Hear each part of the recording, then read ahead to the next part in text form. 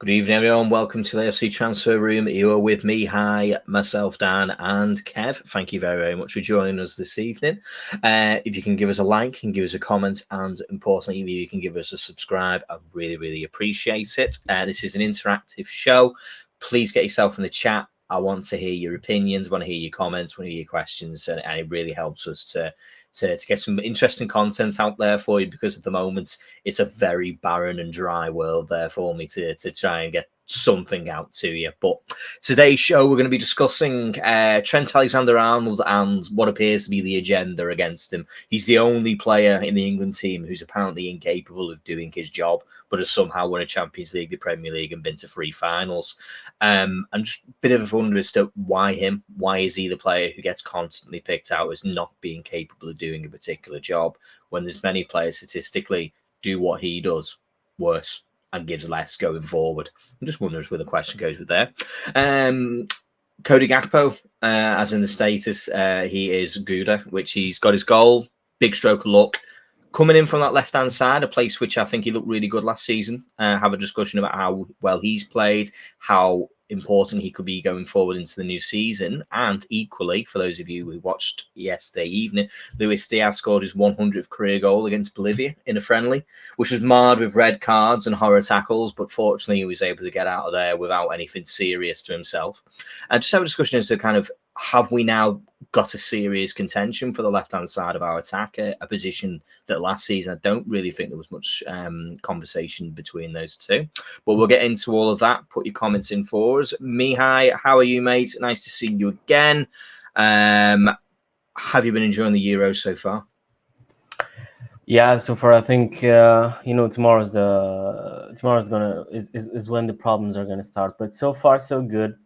I'm gonna be watching England this evening and see if a certain someone will be able to defend or pass the ball or do something for that England squad, because the way the media is ranting about him, it seems like he's almost some sort of Ricky Lambert going into that England squad.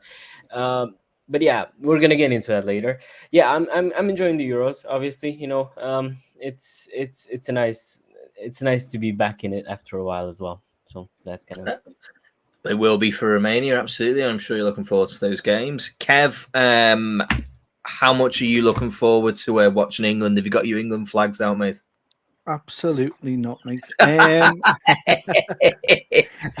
It's the only time I watch football as a neutral, and it's great to not have any kind of not getting angered, not getting anything. I can just watch it as a neutral and enjoy the football for what it is, and just hope that every Liverpool player doesn't play. But that's just me, because I'm more into me domestic football than international. I like watching the World Cups and the Euros, because it's nice to see, the great players play, and it's a great stage to be on. But it's loads of goals at the minute, which it's fascinating for me. Not many draws at the minute, apart from the Denmark game that's just finished the draw. But no, I'm looking forward to it. It's nice to have a couple of weeks off, to be honest, of sweating and kicking off on things. So all quiet in our house. How are you anyway, Dan? Are we all good? Yeah, that's it. To be honest with you, Kev, that sounds very similar in my household. To be honest, I can't get into international football at all. I've never really been able to get into it. I don't mind the event of it. I like the tournaments. I like the bit of the atmosphere that comes with it all. But I can't say I get interested in watching England or even any of the teams, to be honest, because I just don't have a dog in the fight, to be honest. I don't care about them enough. I think that's the issue I have with them. I do like the way that you made mentions to the fact there's been a lot of goals, and I thought that as well. I was like, normally these are quite cagey. You see little 2-1s, 1-0s, 0-0s are quite kind of common, aren't they? In especially at the finals. I kind of wonder whether or not it's because they've expanded the tournament a little bit. They've kind of diluted the quality, and that's not taking offence at some of the teams. Scotland, sorry, Grandad up there, he was Scottish. I'm afraid they're just not good enough, are they? They're not good enough to be in the finals, and that sounds terrible to say, but being beat 5-1, I know it's Germany, but it's not great, is it, Kev? It's not, but I'll be honest, I don't think Scotland played as well as what they could have done. I don't think they could have played for it. I just think the whole element of rabbit in headlights seems to be the case. Not much fight from them. Sadly, though, because you take 200,000 fans over with you, you open a night as well. I don't think it helps either, and especially Germany's back in Germany's back garden. So they had a lot going against them. However, if you're not fighting and you're not turn up and fighting for that first ball or second ball, then you've only got yourselves to blame if you go down 5-1. And the penalty and the red card just sums up them in how Scotland played. You can only get better. That's the only thing you can say to anyone who's following Scotland. It can only get better. It can't get any worse than this. So, hopefully they can prove themselves, or give them a bit of, come away with a bit of heart. It's intriguing though. And the question's been said by many pundits. Do you look at what Germany done against Germany, and do you think against Scotland, and think that it's a strong German side, or do we need to wait until they play someone with a little bit more quality than what Scotland have to see what the real Germany is? But it'll give them confidence for the rest of the tournament. It will. That's absolutely fair, to be honest with you. Me and Mihai mentioned this earlier in the week about, and you just come on to it, which is a good point. It's experience as well at final tournaments. That mentality of qualifiers is always an opportunity that if you get beat, it doesn't matter. There's another way of you can get a win at a later point. But in the finals, there's 3 games. You lose your first one, your back's up against the wall immediately. And they did show a team that looked quite naive, to be honest with you. They didn't look like they had the intensity or the aggression. Or you think in that first match, there's aggression, and then of course there's the madness of the penalty. But you wanted to see a little bit more, and I was quite shocked, to be honest with you, that they allowed Germany for the entire game, to be totally honest with you, just to dictate it. So that was really disappointing, to be honest with you. But it's a kick up the backside, shall we say, for want of a better words, and Scotland should be coming and doing a bit better, at least in the next game, because they haven't really got much choice. They can't win this next one, or you might as well pack your bags and get back to Edinburgh. So, Mihai, Trent Alexander-Arnold, the man who apparently has won a raffle to go and play at the England team. I'd love to know exactly why every pundit, from Wayne Rooney, Gary Neville, even we're looking at Roy Keane, Jamie Carragher came out in his defence, but no one's out there. And the only player who seems to be getting pointed out, the only player who seems to be getting picked on, the only player whose ability is questioned every moment of every waking day is Trent Alexander-Arnold, and how apparently in this midfield, when he plays today, we should be expecting a horror show. Mihai, what do you think it is with this constant sort of media opinion, and what statistically is a false opinion on Trent Alexander-Arnold not being at least a capable defender, at the very least? Yeah, when you mentioned the pundits, it's like Rooney, Neville, and Roy Keane all have something in common, don't they? It's interesting. Like I was talking to a mate of mine, and I was thinking, how exactly does it work that 3 ex-Man United players get to decide and have a conversation on who should play for England now? Because you can't help but notice that with them 3 obviously all being ex-Man United players and all slating Trent for no apparent reason, to be honest, there's just something there. I don't know. Me personally, I'm thinking I really don't want to get into cultural stuff that I may or may not understand, but it's maybe the way Scousers are usually viewed in England, and it feels like every time there's a trend in there that's obviously like a generational talent. It's what I've said in the chat before. I feel like Trent is a generational talent, and you should be building around him, not decide on whether he should play or not. And when I look at it, it's almost like he's an outsider in that England squad. No one wants him there, and that's just kind of the easy target. And that's why I kind of feel bad for him, because I can't even imagine being such a good player, such a good playmaker as a right back, and still not be considered good enough because you're a okay. He may not be the best defensive right back in the league. Like defensively, he may not be the best right back in the league, which is understandable, fair enough. But he's not a terrible defender either.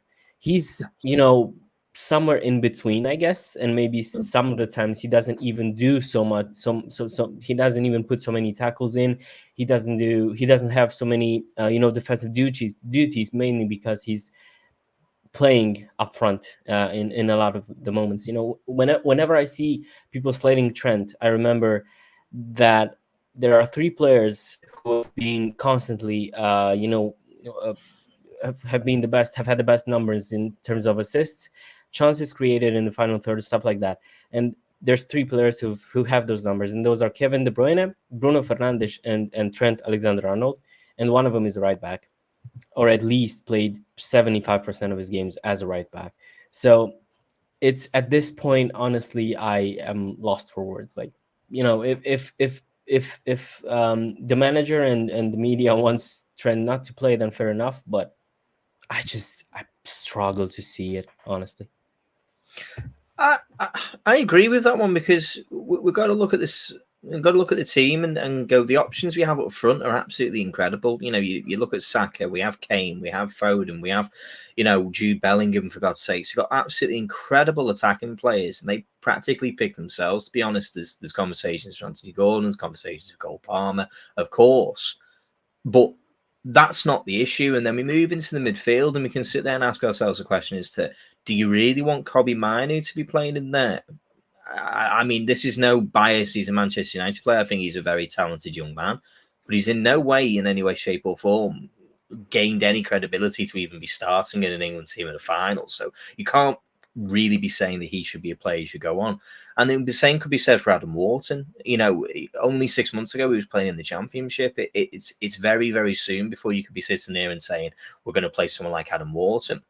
But to take away from both of those players, neither of them are capable of doing what Trent Alexander-Arnold can do going forward, not even to a small level. What Trent can do when he comes into a place where he can be a playmaker, have Declan Rice go around there and he can do your running work. Trent Alexander-Arnold is a more than capable defender, but it's the constant targeting and picking out of the map, which I just can't get behind. I can't understand. He isn't the best right back defensively in the world, of course not, but as you've rightfully said, as a player, he's an absolute generational talent.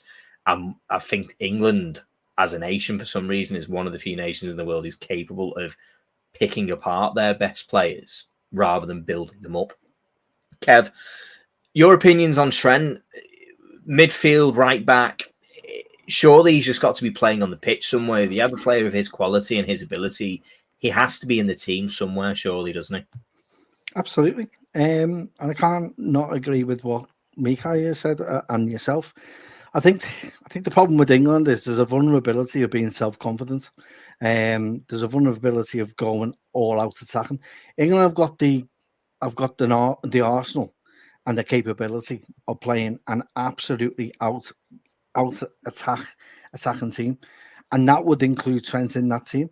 The problem is that you listen to opinions of pundits that how many tournaments have they won between themselves? None. So they've had no idea of winning an actual major tournament.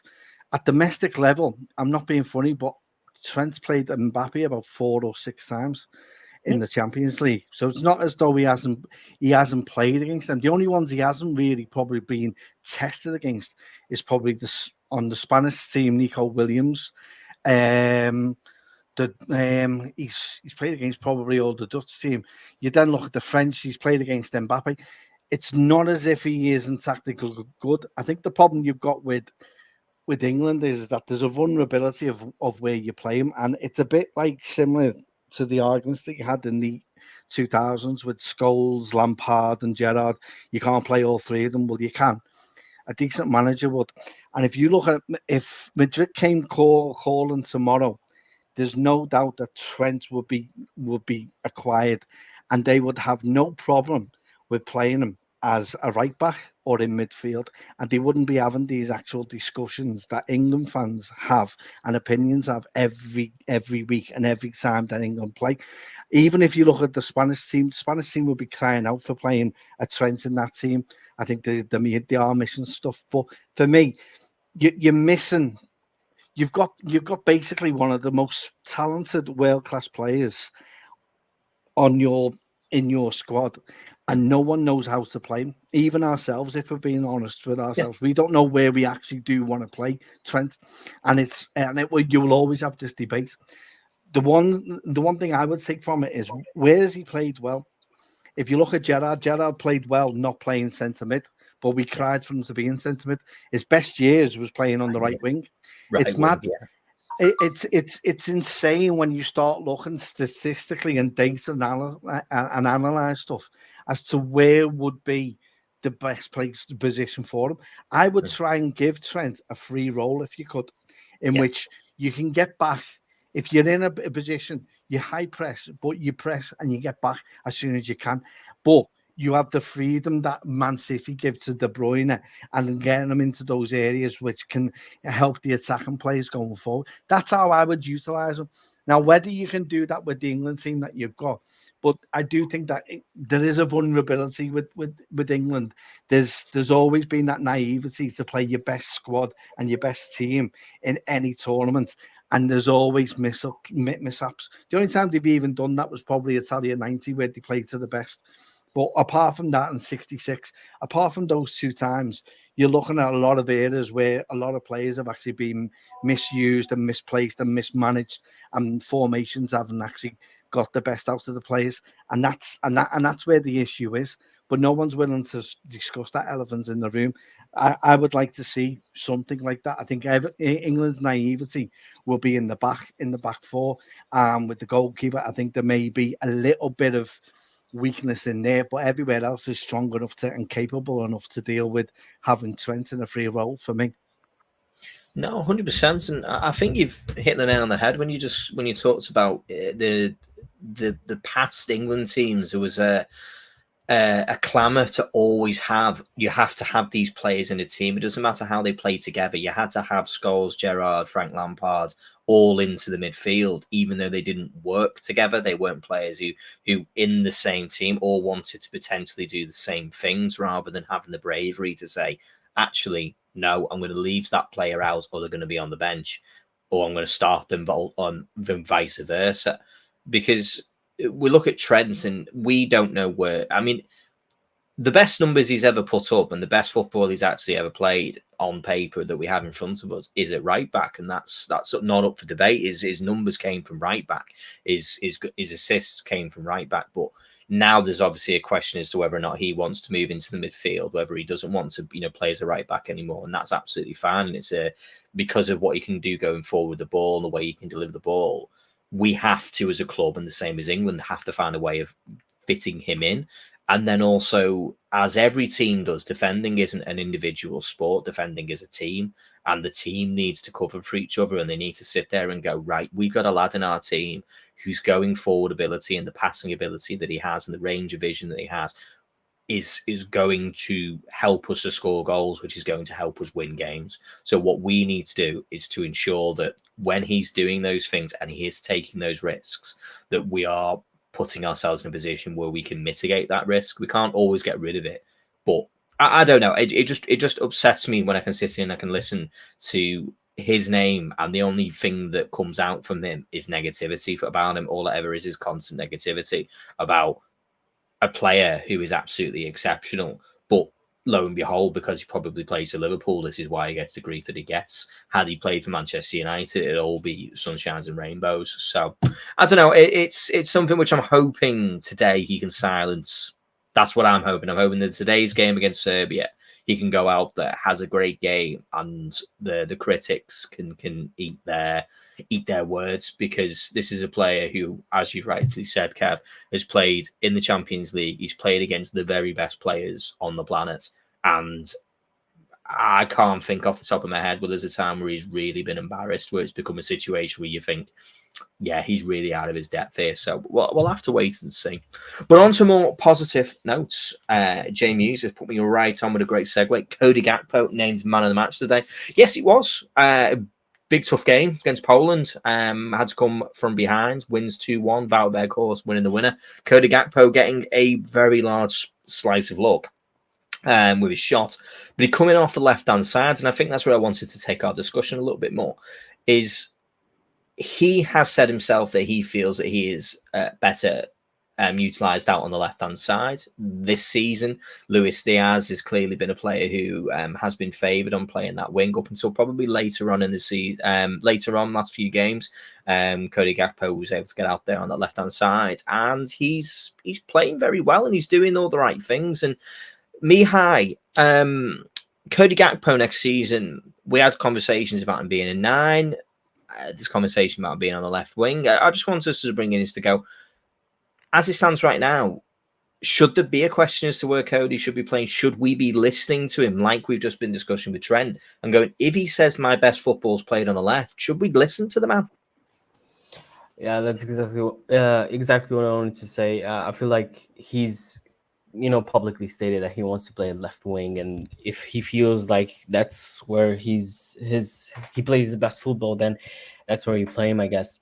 Yeah, I think we've had obviously lots of conversations about Cody. I think so many people forget the way he played in those 6 months after he signed for us. He was probably our best player for that run in at the end of the Really good. 22-23 season, I think. So then okay, maybe this season he wasn't necessarily close to his best, but then I think we're a bit too I don't know, we're jumping to conclusions maybe a bit too soon. I feel like last season we were still finding our feet. I think looking back on it, maybe we were lucky to be in a title charge for as long as we were, because we were, we did have our flaws going for the whole season basically, and that's how I can't really judge a player in a time where you don't really know what kind of style of football you want to play, where your best players are playing. It feels like we're having a conversation about left wing, about striker, about DM, about do we play a double pivot next season, about who plays in 8, about is Maka an 8, is Trent a right back, is Trent a DM, is all these conversations. You still don't know exactly where you want everyone to play. You don't have everyone kind of knowing what they're supposed to do on a pitch. We've had obviously Cody Gakpo playing as an 8 at the beginning of last season as well.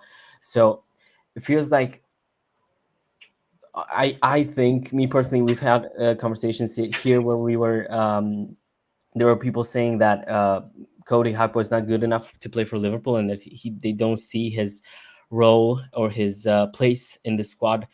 I think he's absolutely a great player, and he was ever since he's playing for PSV in the Dutch league. I feel like he's done great in those first 6 months, and as soon as he can find his feet and maybe be close to what he was back then, I think he's going to be a great player for us, and arguably should start at left wing. But there's also another player we're going to discuss later on in that same position, so we're going to have to wait and see. Yeah, for me, Cody Gakpo has always been a great player, and he didn't deserve the kind of abuse that he got last season, especially.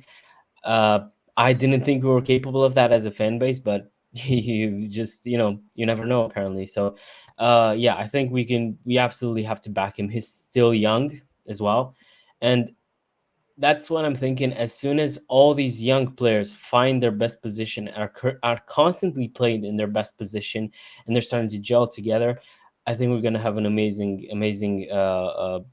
first 11 here in for lots of years to come. So that's why I can back Cody.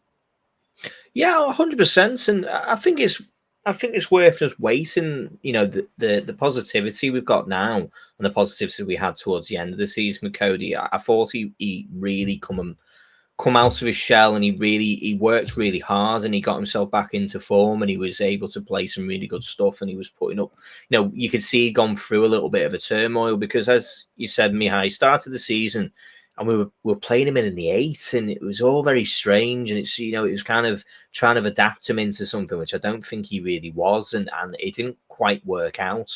And we had a bit of a stuttery start, and he got a goal here or a goal there, and the performances weren't exactly filling us all with confidence.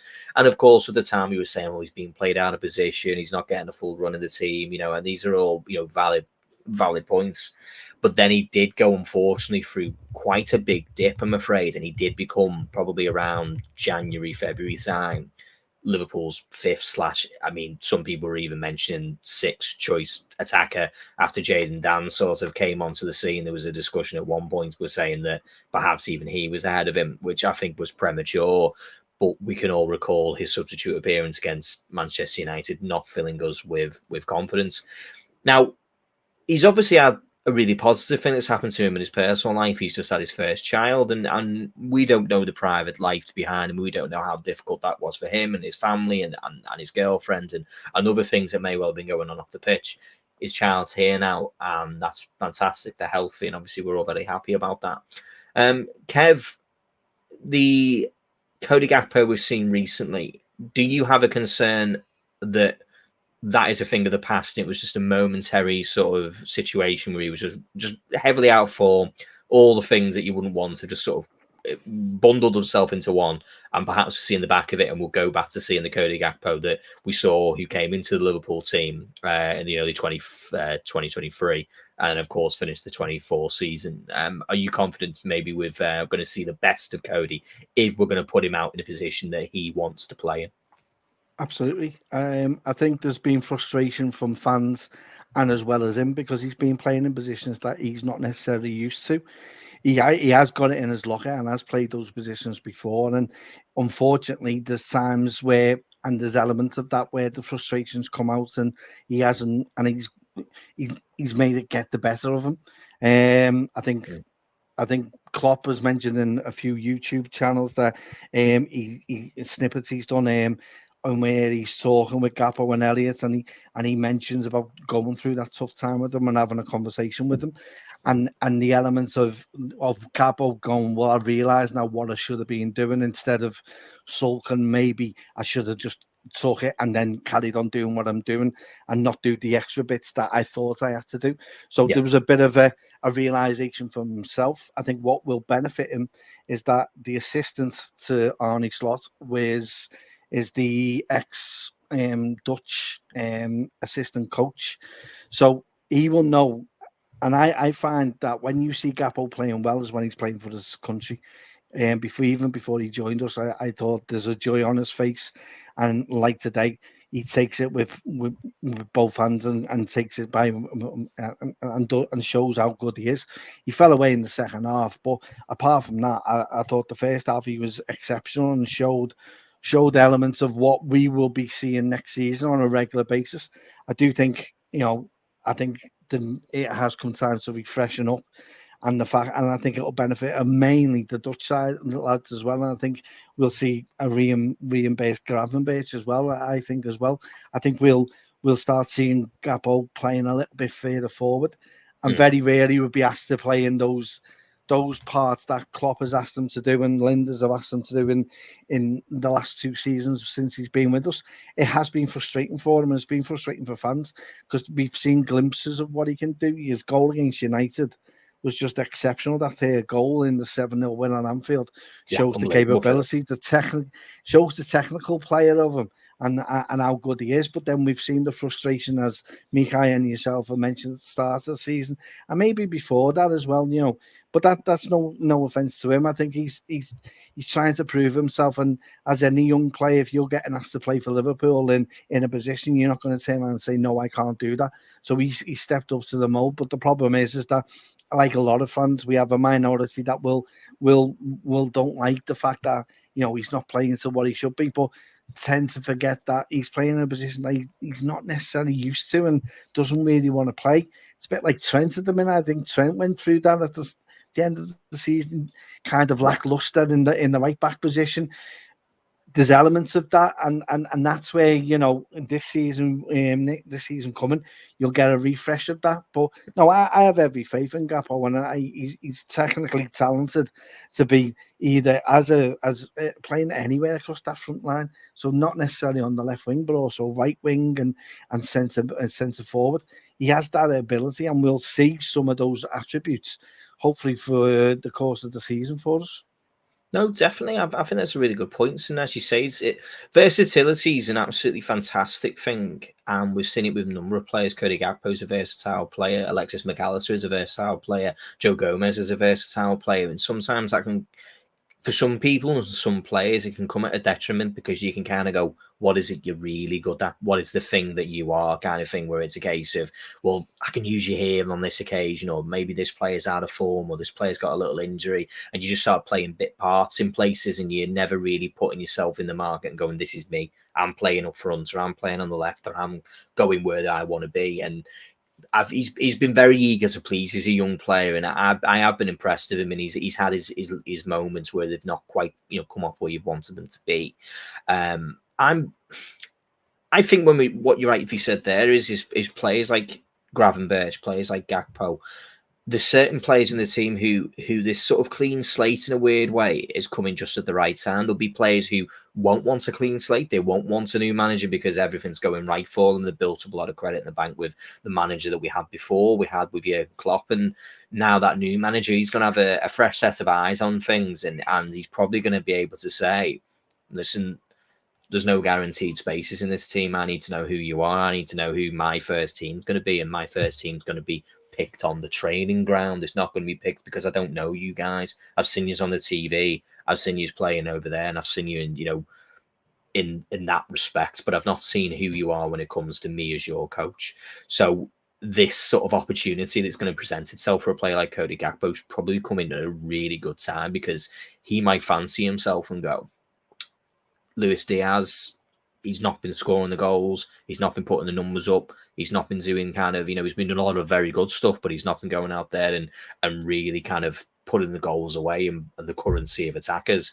So it could well be that if he can sit here and go, there's an opportunity there for me, and I've got a new manager who I can impress, then I think he's got everything going for him. And into, again, one of my favorite words, a nice segue, into Luis Diaz scored his 100th career goal against Bolivia in a friendly, albeit in their warm-ups towards the Copa America, and I call it a friendly in very much inverted commas.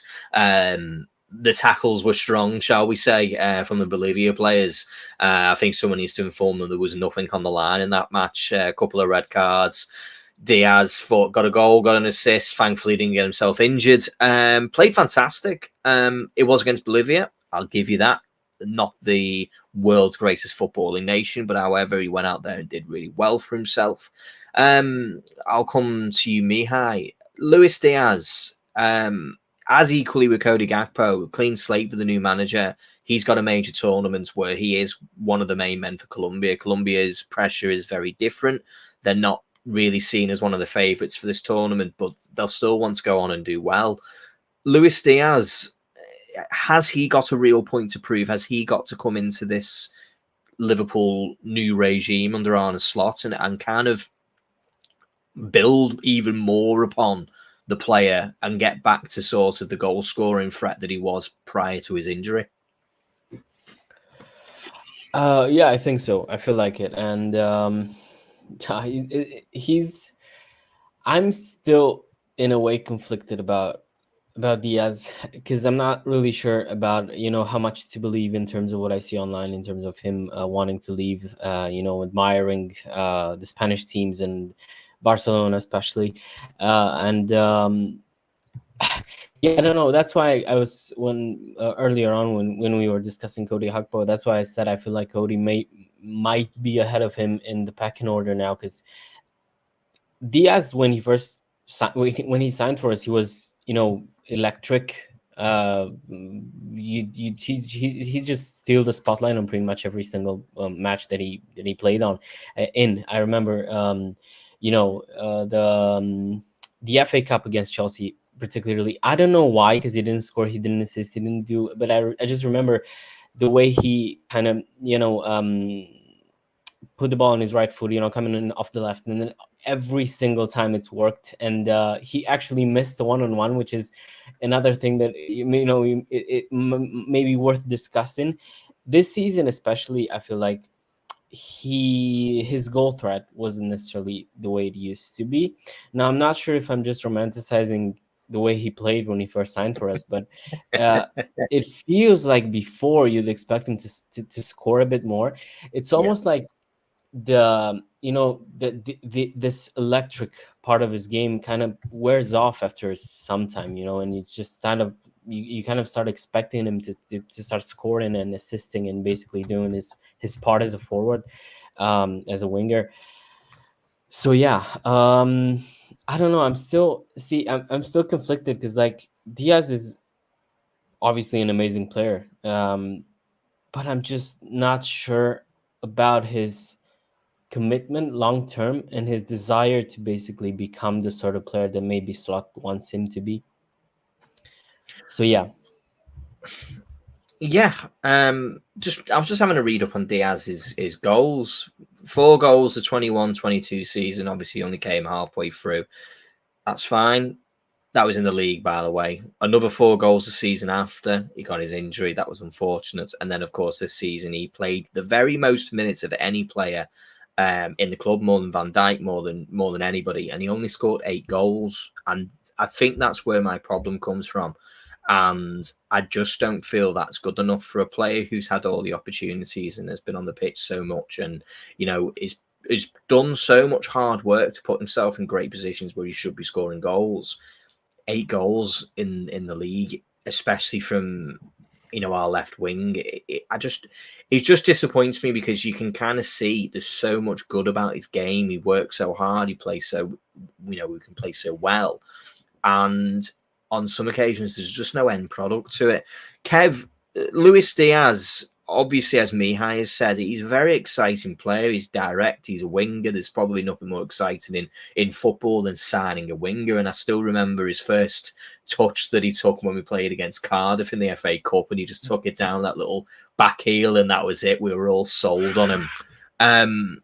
Kev, Luis Diaz, is this last chance saloon for him this season? Then do we need to make a decision, or is that boat already sailed? I think it may have already sold with some fans. To be honest, it's a bit hard. He's playing in a position that he's come in to replace Mane, and he's nowhere near those Mane numbers. And that's the problem you've got with this with anyone that's coming into this team in a 2.0. It'll always revert back to the players that you're replacing. And you look at where he's playing, and you look at the goals that Mane, or the type of player that Mane is, and you can see why Edwards has already said that over the last 2 transfer windows, certain players are not Liverpool players, and there is an element to say that he isn't one of them. For all his endeavour, there's not much end product at the end of it, like we've said, and that's my bearing part of it. It's all, and it proved it against Everton in the derby. He was probably our best player, but there was nothing at the end of it. No, at Goodison. Oh, Goodison. Yeah, I was going to say he was very similar at Anfield, to be honest. And that's the problem you've got with him. For all his endeavour and for all his little silky skills, there's nothing at the end of it that either produces an assist or he's scoring. Bear in mind, he hits the post twice in the derby. That's class is not a shot on target. So there is an element of that he needs to improve himself.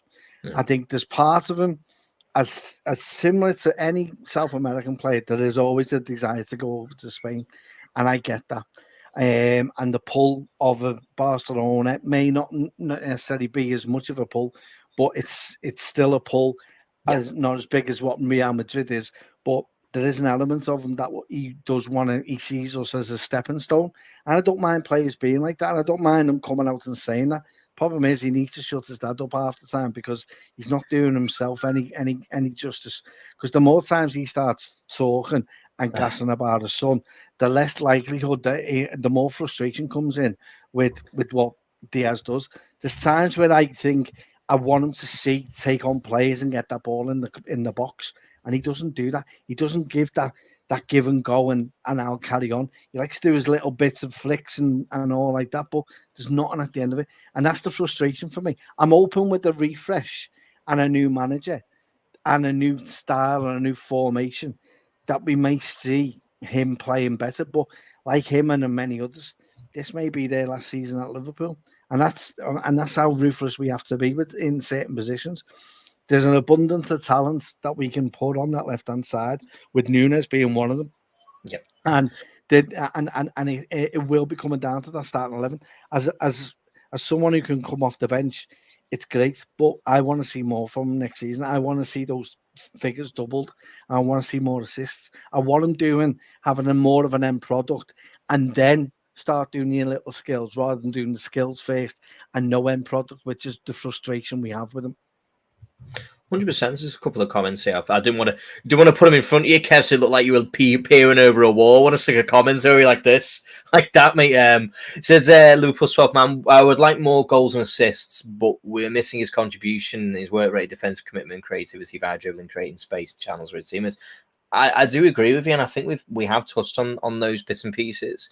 But unfortunately, in this Liverpool team, you need to have end product, and Luis Diaz has had the opportunity to be the goal-scoring player. And I recall the goal he scored against Chelsea, first game of the season.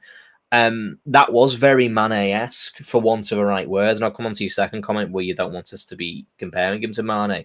But unfortunately, that's kind of what you were brought in to be. You were brought into, we have a system, we have a style of play, and we need you to emulate those players. You have the pace, you have the skill, you have the work rate, you have all those bits and pieces.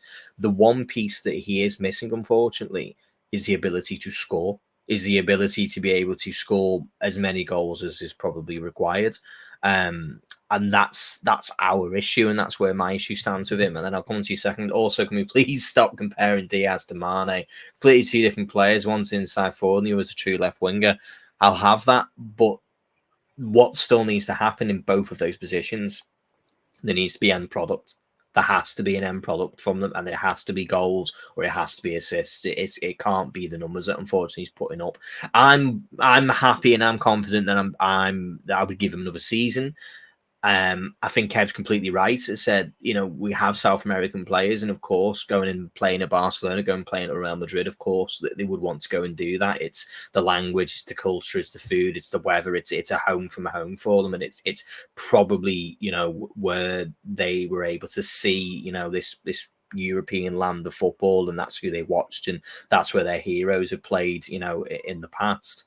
But unfortunately for players from South America who'd come to Liverpool, they need to kind of be aware that we are no longer a stepping stone that we used to be maybe 6-7 years ago. We're now the destination, and when you come here, this isn't a case of you get an audition to go to Barcelona. And as we've said, his dad really needs to just stop talking. He needs to be a little bit more quiet. Just enjoy going the games. He seems to get away tickets. I don't know how he gets them. I don't know where he got his credits from, but he's obviously got them from somewhere.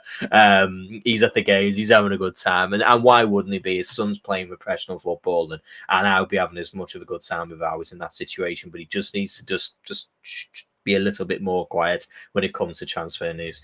And then finally go on then, if you watch him in his international play, you see the ability to score. Man is literally the Golden Boot winner for Copa America.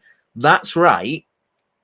And with the greatest respect to certain teams in the Copa America, I would say that some of those national teams don't quite have the level of quality that some of the players he might well be coming up against in the Premier League. I'd say Manchester City would probably have a good chance of winning Copa America, to be honest, or at least probably getting there to the final. It's a difficult world at the moment in Copa America. I mean, you've got comments about the Brazil team. The Brazil team's not even filling us all with passion anymore like they used to be. Ronaldinho says he's not going to watch them. However, apparently Vinicius Jr. was getting asked for tickets. So there's the drama going on there. Right, we'll go through a couple of starred comments that I've put here to go in there to put in there. So first one, John Somers, question for you, Mihai. Who is Romania's best player? Mihai. Yeah. I don't know. Don't ask us.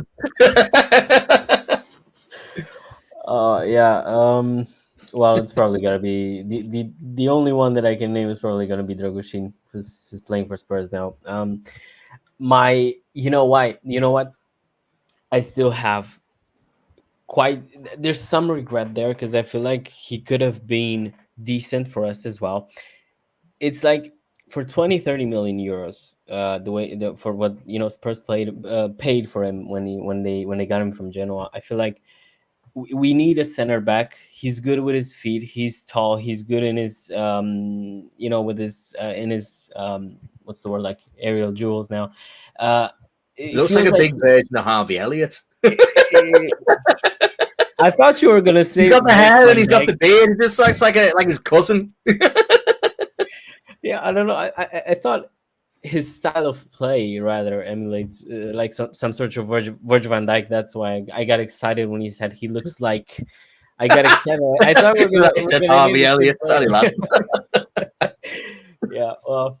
But yeah, it will probably be him now because Oh, good to have Jen here. Yeah, Jen and Kev at the same time on stream. What a time to be alive. I was going to say, yeah, that's it. Just as you're coming up to there, Jen, thank you very, very much for your super sticker. It's always so appreciated here at the channel. We really appreciate, obviously, being involved when you're donating these super chats. That we really appreciate them. So thank you very, very, very much for that one.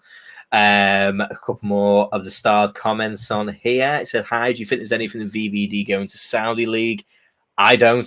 I just think it's because we dared to discuss Lenny Euro and Real Madrid weren't happy with it. Kev, what do you think? Do you think Van Dijk's ready to retire and go and play in the desert?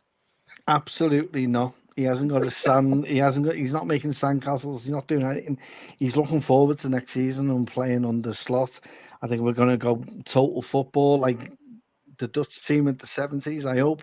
And we have a versatility and we have a quality team. And he's definitely a player that can still continue and play for us, and we need him. So he's going nowhere for me. Absolutely. Mihai, Virgil van Dijk to Saudi Arabia. Are you ready? I am not. I believe we've discussed it already on some of the streams earlier in the week as well. And yeah, I think he's obviously, with the way football is evolving and the way footballers' primes kind of shifted. I think the majority of footballers now, you'd say they're in their prime around 28, 31 now, whereas maybe a few years back you'd have said their prime would be 25, 26. I feel like Van Dijk is still close to the levels, and I know you said that you thought that his last season was probably his best in a Liverpool shirt, and while I do not agree with that, I still think he was fairly close to what he was in 2018-19, for example. So yeah, I feel like Virgil van Dijk still has like 2-3 very good years in him to play in the prime. So yeah, no. Well, coming from one 33-year-old to about another 33-year-old, he is in his prime. He's right in his prime. He's still got the best years ahead of him, I'm afraid. And he absolutely was his best season. Paul Golding, is if Conor Bradley's going to play right back, who does Trent replace in the midfield? Hard to say, doesn't it? Because we're going to be going from a midfield 3 to a midfield 2, likely with 3 sort of attackers and a line and a striker. It's not really so much about replacing. I would probably say you'd have McAllister, Trent. You could be Szoboszlai, Trent, Jones, Trent, McAllister. There's a lot of combinations, and I think that there will be a lot of movement around, and they might even see Trent play at right back at certain points. It'll all just depend on the discussions the manager has with Trent, what he wants to do, whether he's willing to kind of have a hybrid role where, if the situation demands, that he'll be flexible in his move and his position. So, I mean, we'll have to wait and see. And I think that's something that we're all really excited for. I mean, I can't wait for our first preseason game to just see how we line up, as daft as it sounds. I just want to see, how is this team going to line up and how is it going to play that's different? Because obviously it's been a long time since we've even kind of considered any real major changes other than some personnel at the team. Guys, are we just a dominant number 6 away from challenging for the Premier League? Welcome to the LC transfer room, where number 6s are the number 1 priority.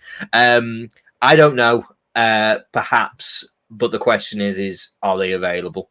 And I'm not so sure there's anyone out there who's jumping off the page at me and says, that's the one. He's the one who's going to move that needle so far forward, because these players are probably already at teams already. Declan Rice is already at Arsenal. Rodri is obviously nailed to Manchester City. And unless something crazy happens with Manchester City and, those players become available, I don't believe that a Rodri is going to be leaving anywhere. And Tchouameni's never leaving Real Madrid. You can all just forget that one. I can't see that one happening.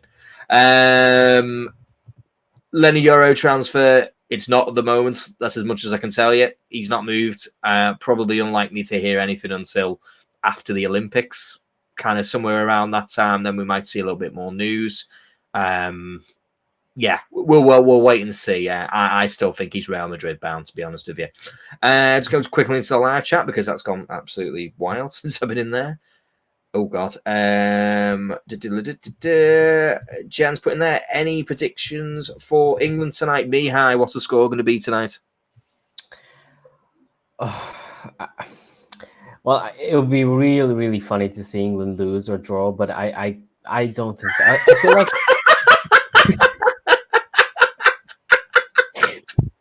So I'm thinking... I'd laugh as well, actually. Yeah, go on. Yeah, so I'm thinking it's... I just love to see it, because the way I'm already seeing what Steven would put in the chat, and I'm just here for it. I'm ready for it. I want to see it, but I think Serbia aren't necessarily as good as some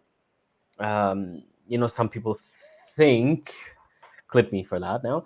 I think they're gonna. Yeah, it's probably gonna be like a 2-0 for England. Kev, England to lose 3-0. Are you putting your money on it? You're on mute, mate.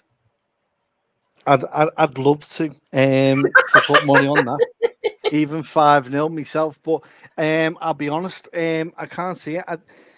England don't usually start it. There's a bit of trepidation with them when they start tournaments, and they usually just find a way. I think it'll either be a slim win or a 1-1 draw. But I can't see past them. If me heart's saying 1-1. My head's saying 2-1 England. So Trent to score both. Oh, I like that. I was going to say with the typical England situation, I was going to say it'll be a second half Harry Kane penalty, 1-0. That's how it'll be. It's got that summed up, hasn't he? Yeah, that's what it'll be. It'll be a 77th minute Harry Kane penalty in which we've only had 3 shots on target in the entire game. So I'm not overly confident, because I just don't really care about them. Jens, any fave dark horses in the tournament? Mihai, who is your dark horse for maybe not just winning it, but perhaps going far in the tournament? Yeah, I had my dark horse picked the last few days. It was Hungary, but now it doesn't seem like that's gonna work anymore. Yeah, quite the surprise. I didn't see him losing against Switzerland.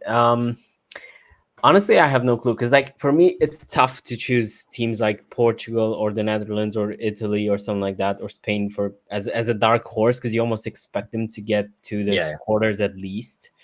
So they wouldn't be that big of a surprise, I guess. So I don't know. I feel like, I feel like Georgia is going to surprise a few people. I feel like they love scoring. They love scoring. Their matches are usually high scoring, and I feel like they can get something out of that group. That's an interesting choice. Kev, any dark wild horses like Turkey making it to the semi-finals of the 2002 World Cup? You see any madness happening? Yeah, Romania. Now, basically, I had his opportunity there and didn't take it, but never mind. Oh, no, we never. Shows how much confidence he's got. I'll be honest.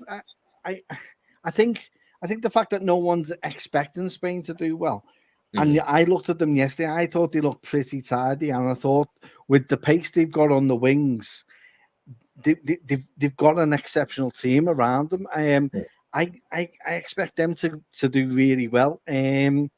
I was the same with me. I thought Hungary would be my dark horses, but sadly that wasn't the show yesterday. And I think that's their most. I think Portugal are well worth a shout as well. I'm going for a couple here. So yeah, so those two for me, Spain and Portugal. Kev's backing it like the national. He's got about 10 horses in it. You'll get I somewhere in backed there. everyone apart from England. Anyone who doesn't start with an E, you'll go with them.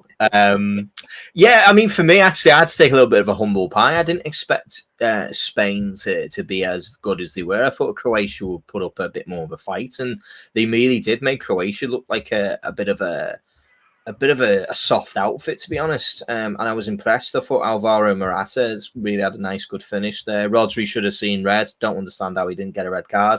That could have really hurt them. There was no attempt to play the ball there for that penalty. That was, for me, it's a straight red card. But here we are. Manchester's very own referee there, making sure that there's nothing happened between them and their Man City friends. Savarut here, a couple more comments in before. Any news on the Arnie press conference? Apparently towards the end of the month, I think that's when there's been reported. They wanted to give him a chance to have his holiday. He's over in Ibiza, having a good time with his family, which he needs, because there's a lot of work to be done when he gets back, doesn't he? And he's not going to get much of a break between now and then. So we're all waiting on bated breath. I can't wait myself, to be honest, to be able to hear what he's got to say. I want to hear that first press conference, and I'm really looking forward to it. So I hope he doesn't let me down. Jen says for me, North Netherlands and Portugal, and a good shout there. Very good opportunities for both of them. Liverpool keeping us guessing again the transfer market. Yeah, I think Michael Edwards is back in the building, isn't he? And it's going to be smoke screens and magic and illusion, and yeah, like David Copperfield, we're not going to know what's going on with the fella. There's going to be all sorts of stuff, and I'm here for it, to be honest. But it just doesn't help me when I'm trying to talk to you guys about what's going on, because he doesn't have the opportunity to put egg on your face. Let's have a route through anyone before we come to bring it an end. Do you think Barella might be an option for Liverpool as he impressed last night? We'll go with that one on our final piece. Kev, Nico Barella, been linked with us on a number of occasions in the past. Do you think there's any possibility that Liverpool will ever have an Italian footballer since Alberto Aquilani? I do, but And the Senna. I hope it's Bastoni rather than anyone else. I think he's an absolutely quality player. But for me, I think the time's up on Barella. I don't think, even if he has the best Euros, I still don't think we'll go in for him, sadly. And that's where I am. Oh, we've lost Dan. I'm still here, but my camera still here, right? Okay. But yeah, for me, sad in a way. It would be nice to see him all before he had his injury. But I'll be honest, I doubt he'll be the one that we'll go after. Yeah, it's a good point. Mihai, whatever Kev said, my camera didn't like. Say something that doesn't kill my other one for me. Nico Barella, what are your opinions? Do you think there's a chance that potentially he could come to Liverpool? Would you want him at Liverpool? Do you think there'd be a place for him? No. I feel like that's the end of that. Fair enough. Yeah. I like the technical part of his game. I think his technical ability obviously is great. But I think the way I see him now, I'm not, obviously, don't hold me to this one, because it's limited game time I've seen from him, obviously. But I feel like he's more suited in a team that maybe doesn't press as much, and in a bit of a slow-paced environment, like maybe, Italy, obviously, and then something like Spain as well. I feel like in the Prem, where it's so physical and intense on pretty much every single game week for the whole season, I feel like he could do well, obviously, but not for a long period of time, if you get my meaning. Yeah. And that is that. Right, everyone. Thank you very, very much for joining us. The England game kicks off right about now. So go and tune on over there. Thank you very much for joining us. Put a like on for me. Really appreciate it. To stick a comment in there, it really helps us. Subscribe if you've not already subscribed.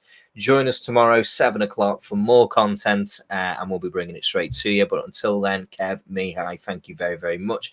Everyone in the chat, thank you so much for being involved, and we will catch you tomorrow. Take care, and come on, Serbia.